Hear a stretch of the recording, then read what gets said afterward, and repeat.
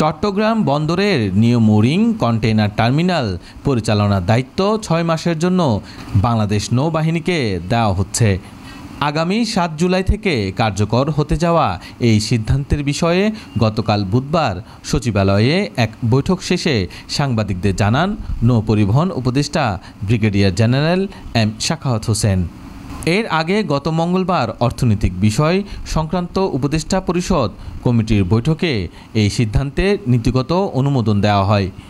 পরদিন বুধবার চট্টগ্রাম বন্দর কর্তৃপক্ষের সঙ্গে বৈঠকে আনুষ্ঠানিকভাবে সিদ্ধান্ত গৃহীত হয়।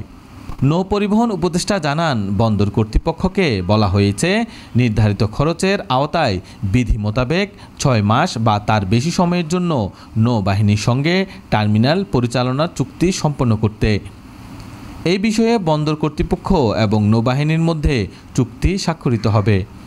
দেশের সবচেয়ে বড় কন্টেইনার টার্মিনাল গত 17 বছর ধরে পরিচালনা করে আসছে দেশীয় বেসরকারি প্রতিষ্ঠান সাইফ পাওয়ারটেক লিমিটেড। তাদের বর্তমান চুক্তির মেয়াদ শেষ হচ্ছে 6 জুলাই। এরপর 7 জুলাই থেকে এনসিটির কার্যক্রম পরিচালনা করবে বাংলাদেশ নৌবাহিনী। নৌপরিবহন উপদেষ্টা বলেন, টার্মিনালে দীর্ঘদিন ধরে কাজ করা কোম্পানিটি নৌবাহিনীকে সহযোগিতা করবে বলে জানিয়েছে। পরিচালনায় পরিবর্তন এলেও কারো চাকরি যাবে না এবং কাউকে বাদও দেওয়া হবে না। এনসিটির কার্যক্রমে গ্র্যান্টে ক্রেনের মাধ্যমে জাহাজ থেকে কন্টেইনার নামানো, রপ্তানি পণ্যের কন্টেইনার তোলা, কন্টেইনার সংরক্ষণ ও স্থানান্তর সহ বিভিন্ন কার্যক্রম পরিচালিত হয়।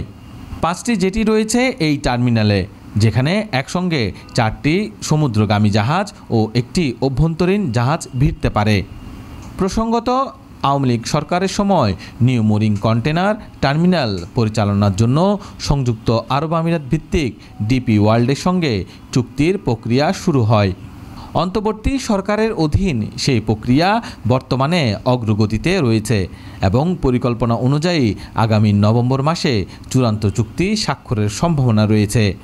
এই প্রকল্পে বাংলাদেশ সরকারের পক্ষে ট্রানজ্যাকশন অ্যাডভাইজার হিসেবে কাজ করছে বিশ্ব ব্যাংকের সহযোগী সংস্থা ইন্টারন্যাশনাল ফাইন্যান্স কর্পোরেশন। চূড়ান্ত চুক্তি কার্যকর হওয়ার আগ পর্যন্ত এনসিটি পরিচালনার দায়িত্ব থাকবে বাংলাদেশ নৌবাহিনীর হাতে।